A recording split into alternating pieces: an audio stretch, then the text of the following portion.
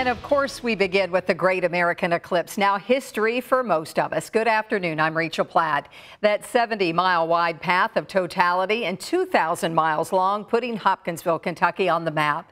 The first total solar eclipse only visible in the U.S., no other country, millions viewing it from coast to coast.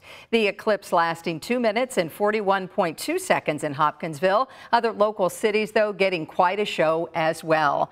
Our team surviving the eclipse and the heat. We're going to get to Derek Rose at the Parklands in just a few minutes. But we begin, of course, in Hopkinsville with our Doug Proffitt leading off our team there. And Doug, we all witnessed history, but you had the best seat in the house.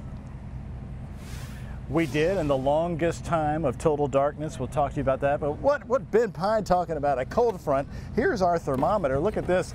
The sun is back out 100% here in Eclipseville.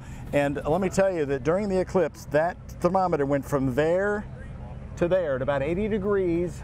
It did drop. They told us it only dropped 5 degrees, Chris, but it really did cool down. You could feel the temperature dropping, and it was hard to tell at times, Doug, whether the chills we were getting was from the temperature or just the emotions out here, because as the shadow of the moon started to cast across the Commonwealth of Kentucky, there was this feeling that you were part of something tremendous, something amazing and special here in this field just outside of Hopkinsville. Well, this wasn't the eclipse snowstorm they all worried about. It was a nice, manageable crowd. The crowd wasn't huge where we were, but it was enthusiastic. Take a look.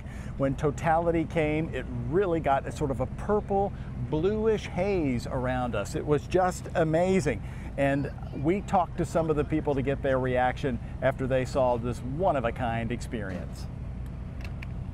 One of the coolest things that I've ever seen when day turned to night. Oh, it's just awesome. Looks like the eye of God up there, right? It's cool. Very, very cool. It's very spiritual. Hard to describe. It was just a huge black orb in the sky with the corona around it. It was unbelievable. Words can't describe it. It's just the experience. You have to experience it.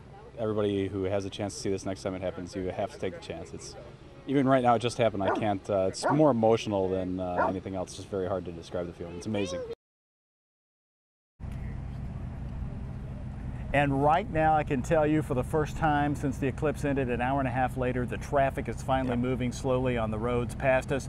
Again, it got sort of a bluish, a purplish color down here. It was just gorgeous. We looked up in the sky, and the first thing I saw, I know you're supposed to look for planets, were all the jets following the path of totality. And they were all going the same direction, and that was really cool to see because you knew exactly what they were up to. But the thing that really amazed me, Doug, was on the horizon all around us, it looked like sunrise or sunset, but there was no source of the light over the horizon. Everything looked equal all the way around, and it was just this fascinating feeling that you really felt like you were in the center of something special. So how did the crowd do? How did the emergency workers do? One woman was put in charge of Eclipseville, USA. Her name is Brooke Young. I'll have a live interview with her coming up at 4:25 here in the 4 o'clock news. That's in just a few minutes away. We'll get an update as things are now moving out and people are trying to go back home. Rachel? All right, guys, we'll check back with you in just a few minutes. We appreciate it.